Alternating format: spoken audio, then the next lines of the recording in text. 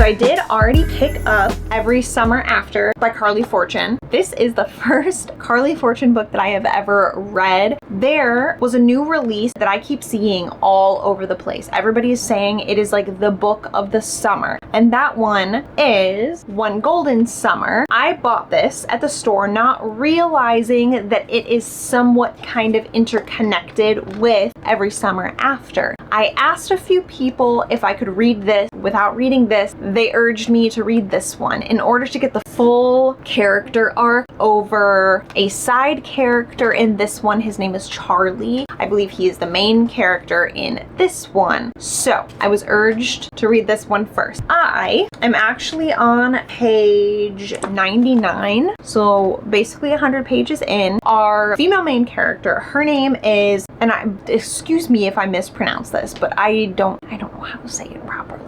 Persephone?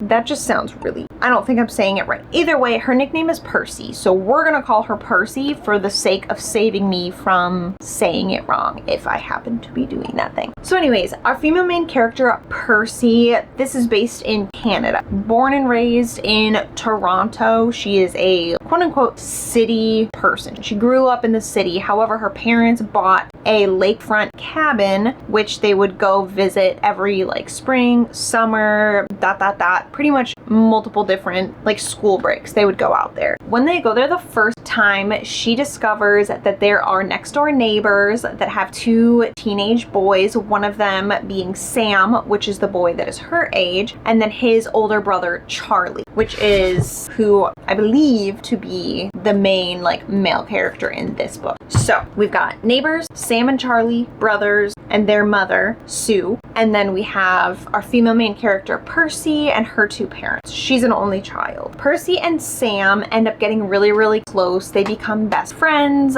They continue to hang out every single summer for years and years and years. And then their friendship starts to evolve as they get older. And that's kind of their dynamic. So in the beginning of this book, we are told that something happens with Percy and Sam. Something blows up on Thanksgiving and they have not spoken since. So throughout this book, we're trying to figure out like what exactly happened. Why have they not spoken in 12 plus years? I think it's 12 years. I might be wrong. And that's kind of where we're at. Being 100 pages in, I'm really loving it. I'm interested to see what happens. I'm not necessarily getting like 5-star feelings from this. We'll see how it plays out, but like it's good. I am really enjoying it so far. And I do apologize if you keep hearing my book charm just like shake all over the place, but I will show it off for a second. Look at how pretty this book charm is. Anyways, so that is really all the updates I have for you guys right now. I'm gonna continue reading and I'll check back in with you guys whenever I have any updates, any thoughts, and we'll go from there.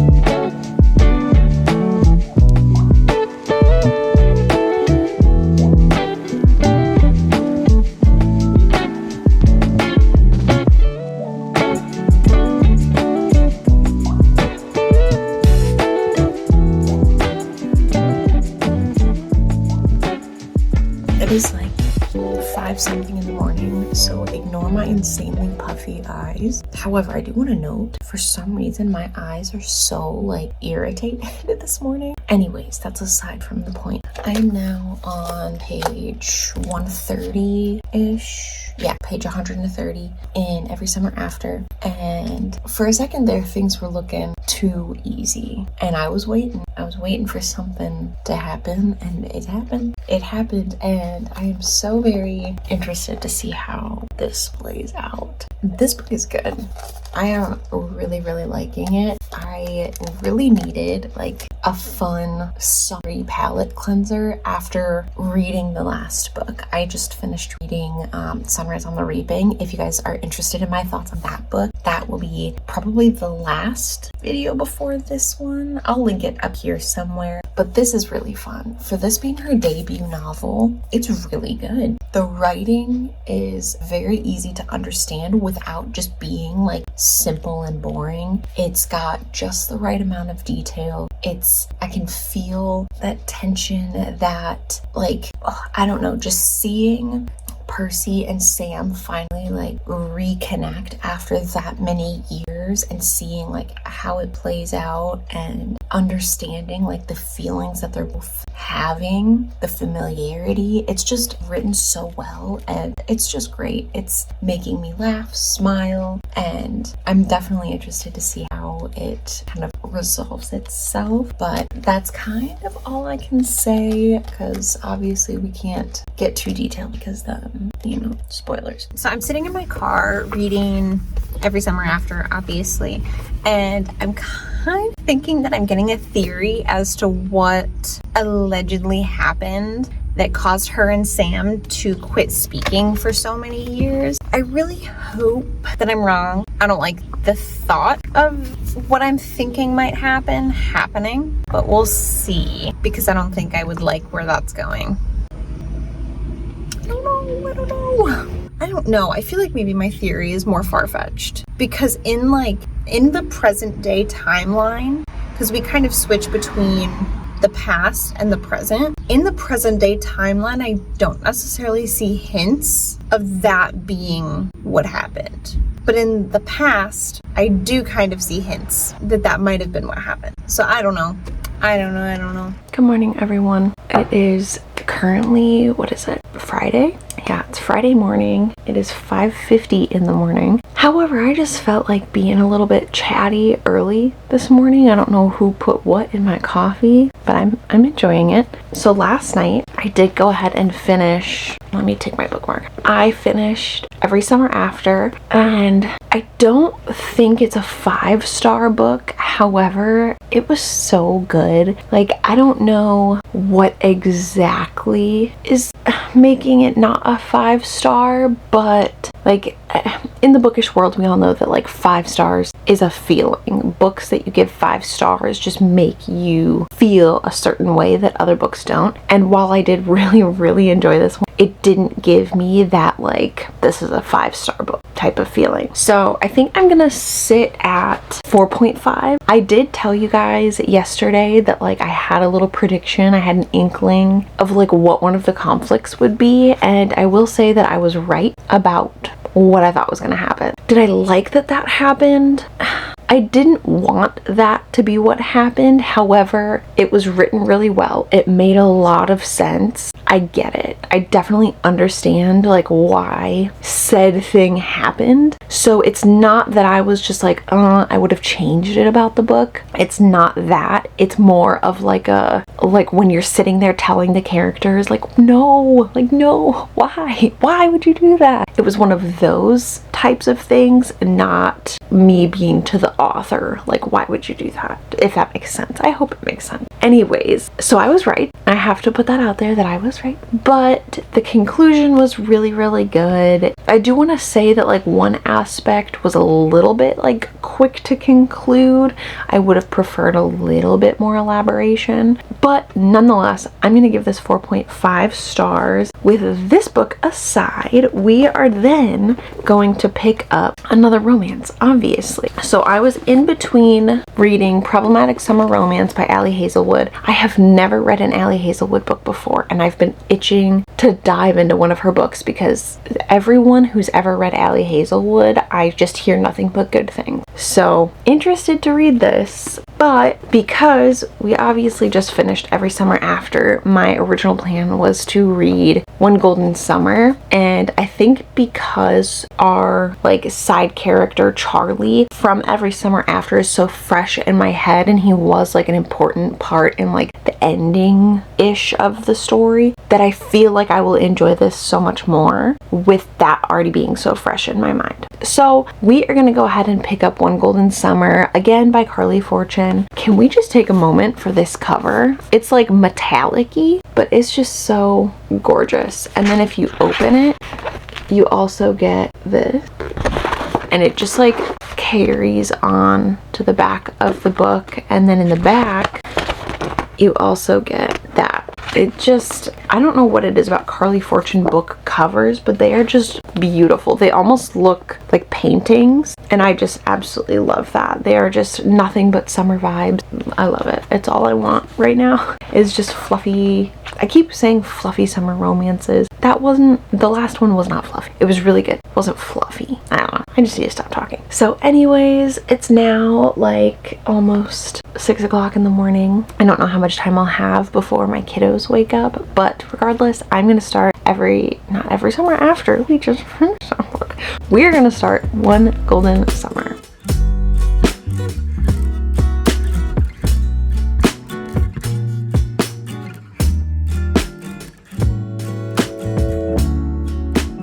Good morning, everyone. Please ignore my puffy face and my voice because for some reason my allergies are just going insane today or this morning. It's literally only like 5:40 in the morning. But if you guys know me, you guys know I am an early riser during weekdays. I usually get up at like 5:15 in the morning, and then usually that's just whenever I have my coffee and read up until my kids wake up. So here I am. I've got my book of the morning and I've got my coffee. So I want to say almost halfway. My thoughts on this book so far is that it is giving me 5-star feelings. I'm sitting here, I swear the whole time I read this book, I've got a smile slapped on my face. It is so cute, and Charlie is a heck of a character. I love Charlie. Charlie has such a big personality, a big ego. He is very like openly flirtatious, and I'm just eating it up. Like, I just think that their banter is so cute, so funny,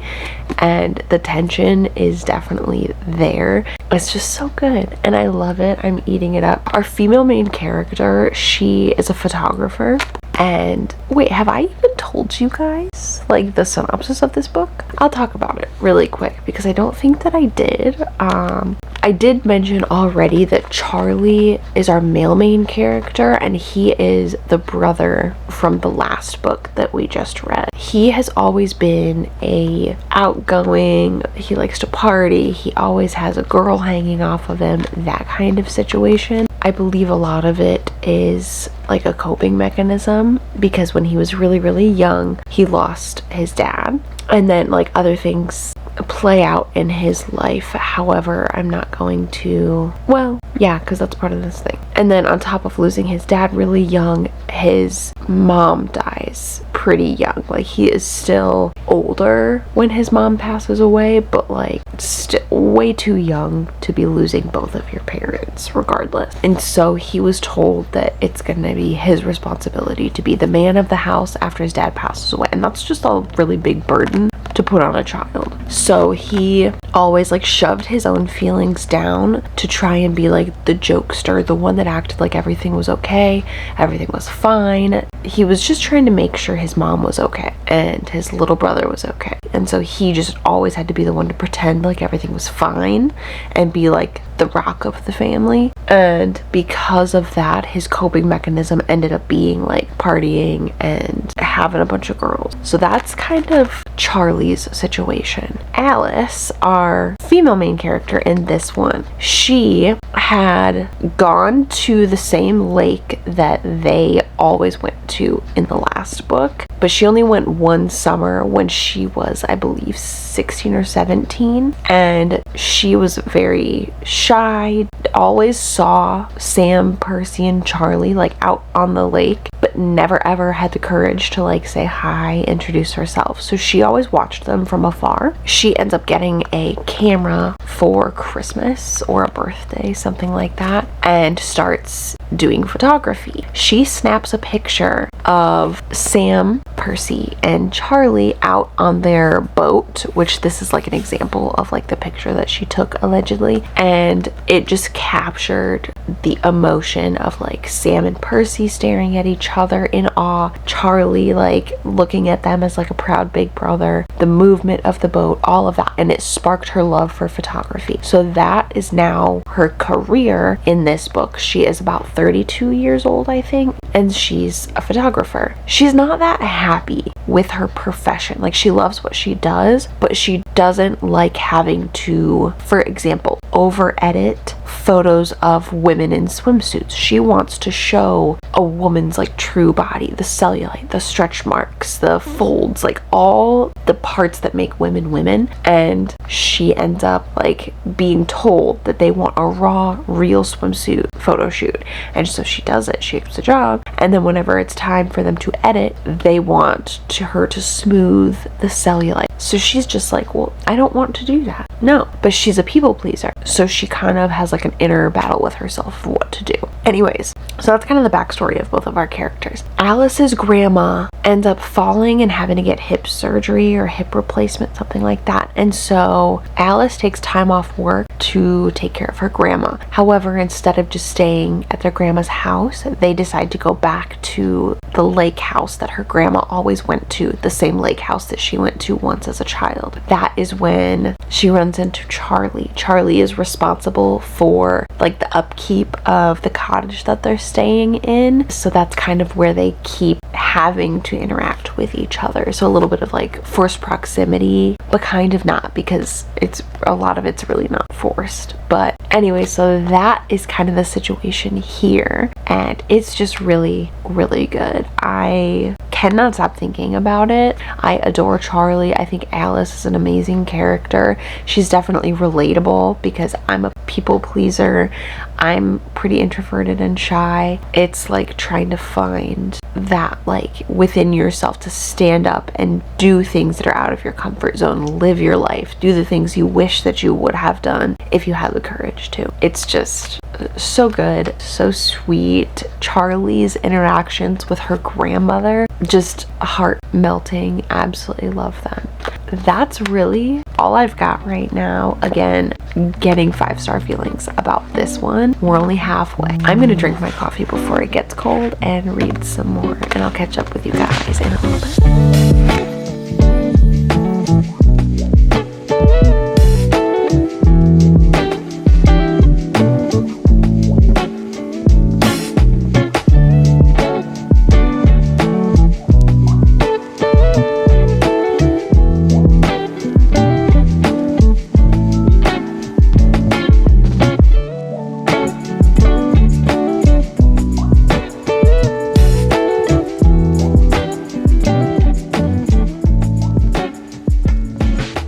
Future me popping in here because either I lost the footage of my review of One Golden Summer, or maybe I just forgot to ever film it. I don't know, but nonetheless, here we are. So I'm gonna tell you my final thoughts and rating on One Golden Summer. First things first, should we just jump straight into the rating? I think maybe we should. So I ended up rating One Golden Summer 5 stars. I understand the hype of this book. I totally see it, and I honestly personally think that a lot of that rating can be chalked up to how much I loved our male main character, Charlie. He was so just charming and confident, but confident without being like egotistical and cocky. Confident in just a very self-assured, he just very comfortable with himself, with his, I don't know, just confident in a great way. I think that he was so sweet and funny. Like the interactions that he had with our female main character, Alice. I'm so bad at remembering names. You guys, if you've been here for a little bit, you know me and name. Heck, even the beginning of this video, me botching Percy's name, I am embarrassed. How embarrassing. I literally called her Persephone. It's Persephone.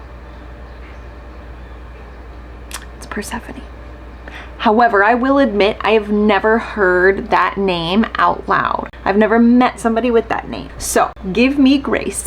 I don't want my love for Charlie to overshadow our female main character. I personally loved her just as much. Well, maybe not just as much. I do think that she was such a relatable character for me personally. She is introverted. She is a bit of a people pleaser, and those are two things that, I mean, if you ask me to describe some characteristics of myself, those would be pretty up there on the list. I am definitely a people pleaser. I hate conflict. I don't like upsetting people, and whenever it means that I put my own wants and needs on the back burner in order to please somebody else, typically I have the bad habit of doing that. And our main character, Alice, she is pretty much the same way. And I know I explained that a little bit earlier as well, so I'm not going to be too repetitive about it, but I just found her very relatable. I will say that I kind of wish we got a little bit more of her own like confidence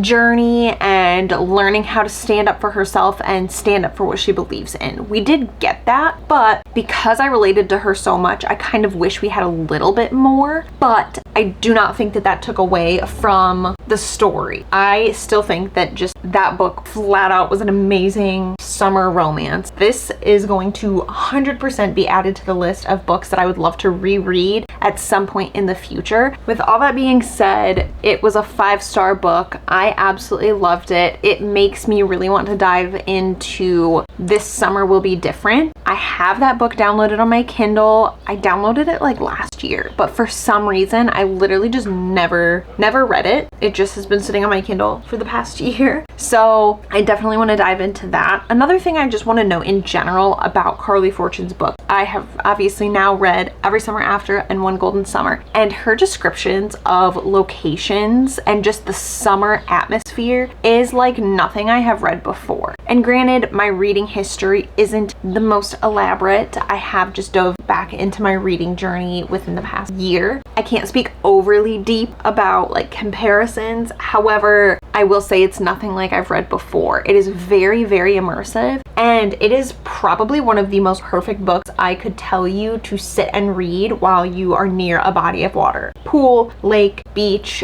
just so immersive, so amazing, and you can just feel like you are there, and I love that about her writing. But I'm gonna quit rambling on. Let's get back to technically past me and dive into our next book. It has been a bit. I think the last time I updated you guys, I had finished One Golden Summer. You guys, look at this tan right here. I have like baby hairs, and they cover this section of my face, and we've been like swimming in the pool the last like couple days, and it's been in the 90s. So weird forehead tan going on. Anyways, last I updated you guys, I had just finished One Golden Summer. As you also see, I started reading Problematic Summer Romance by Hazelwood. That is actually my first Hazelwood book ever. I've been wanting to read Hazelwood for a long time, but I just never really knew which book to pick up first. And so like, I always had other books that I was in the process of like, or not process, but like I was prioritizing over diving into Hazelwood. But I saw that one at the store like near the release date, so I picked it up and I decided it fit in perfect with this video. Let me wash my face really quick and then I'll tell you guys what it's about. Oh, got my hair wet.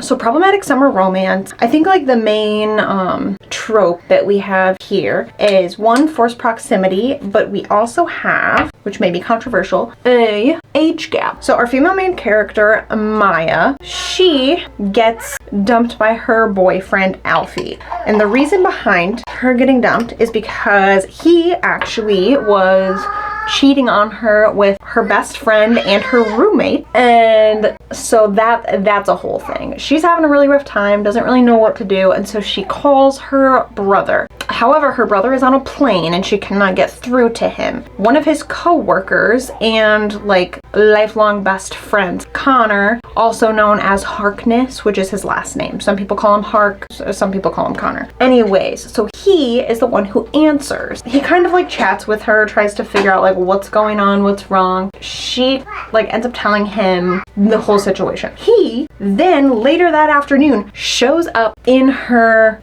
apartment, just hanging out in the kitchen talking to her roommates, aka her basically ex-best friend who is now dating her ex-boyfriend. They end up basically pretending like they have been seeing each other and are now like together. So that's the goal, is to kind of make it seem like she doesn't care about the breakup anymore. She's already moved on, blah, blah, blah, blah, blah.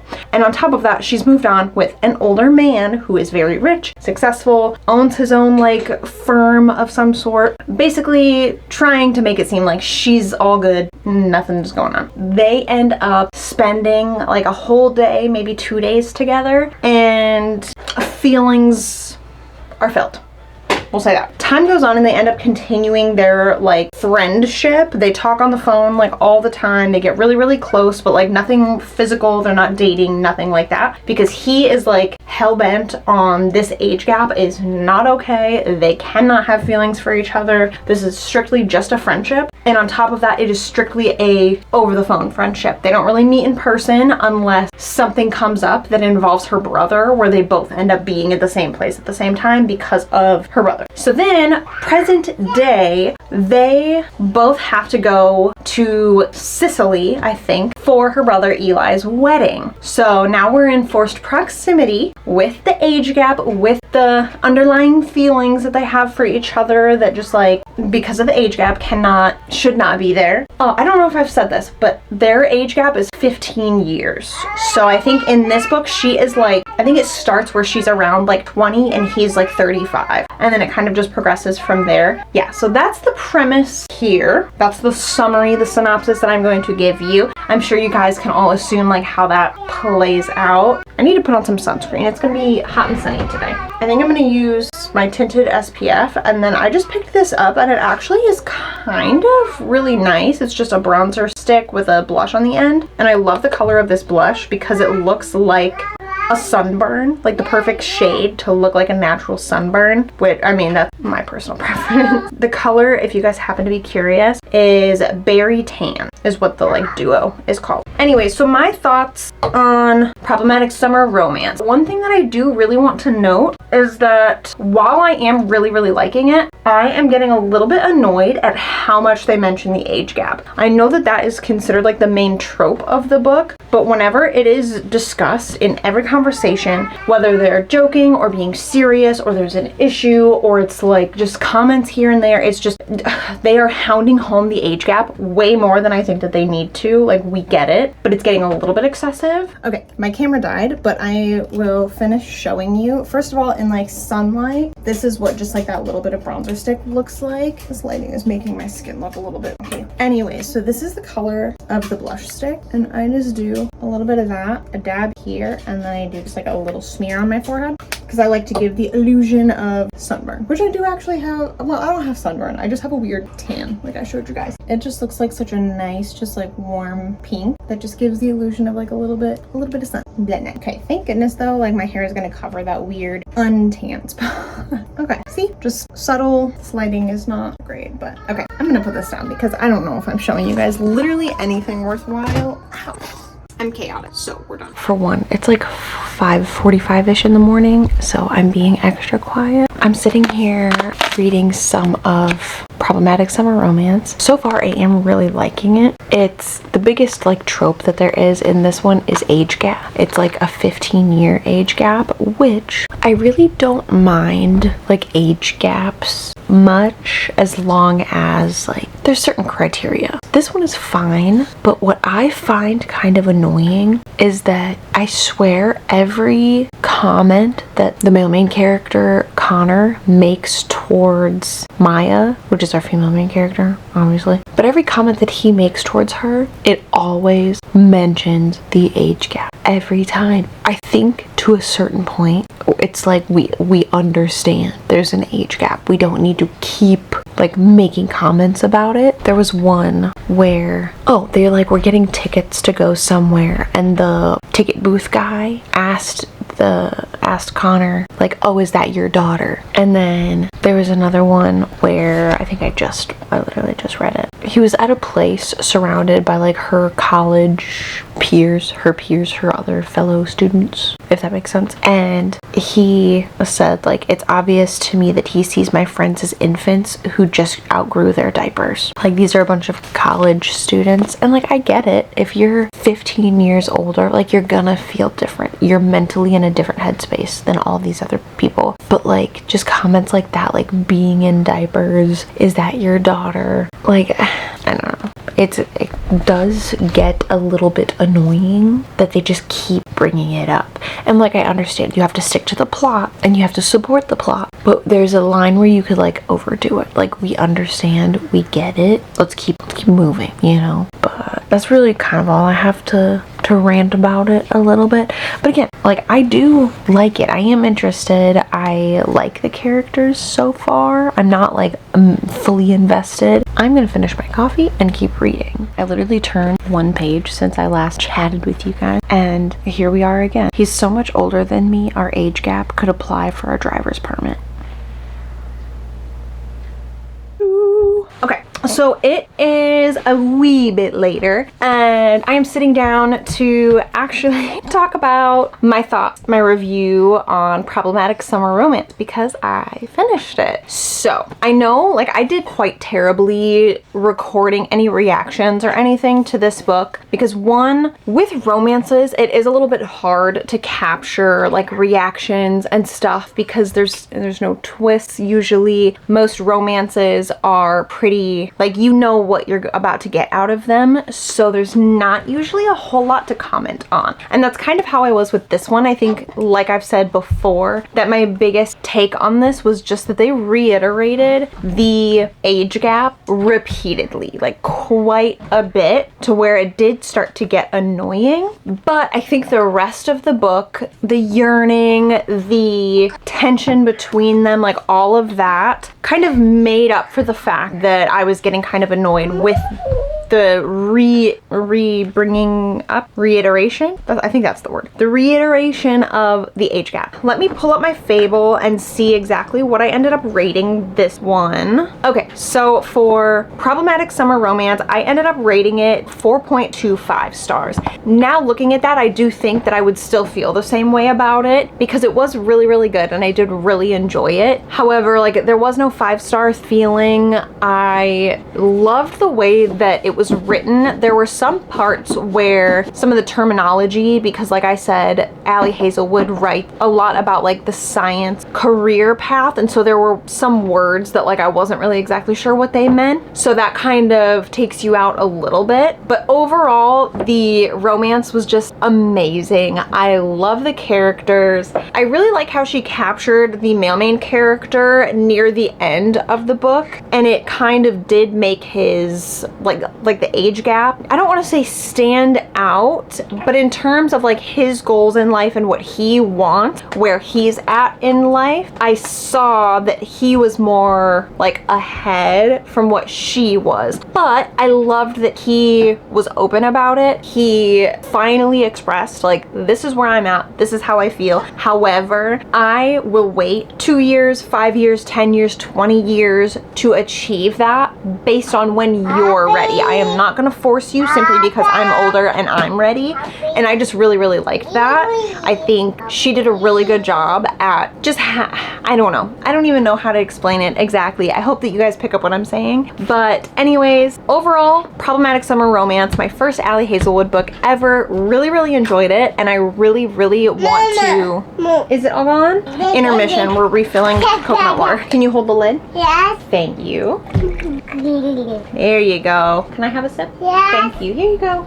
Cheers. Clink. Now I lost my train of thought. Oh, with all that being said, I did really enjoy the book, and it's got me itching to pick up another Hazelwood book. I do really love her writing. If you guys have any recommendations on which one I should pick up next, leave it in the comments down below, because I don't know which one I should go after. I don't know which ones are her like more popular ones compared to like newer, maybe not the best ones. I don't know how to word that exactly. But regardless, leave a book recommendation by Hazelwood down below. below, or you can leave one by another author that is maybe like in the similar writing style, because I'm always up for trying new authors. Anyways, I am gonna go ahead and wrap up this video here. You just wanna, oh. Mama. Okay, can I put you down? No. I gotta finish wrapping up the video. We gotta tell everybody bye. No. Someone is itching to go play, so we're gonna wrap this video up here. Thank you so much for hanging out with me in honor of reading romance, or for reading summer romances in honor of summer. I hope that I will see you guys in the next one. Bye!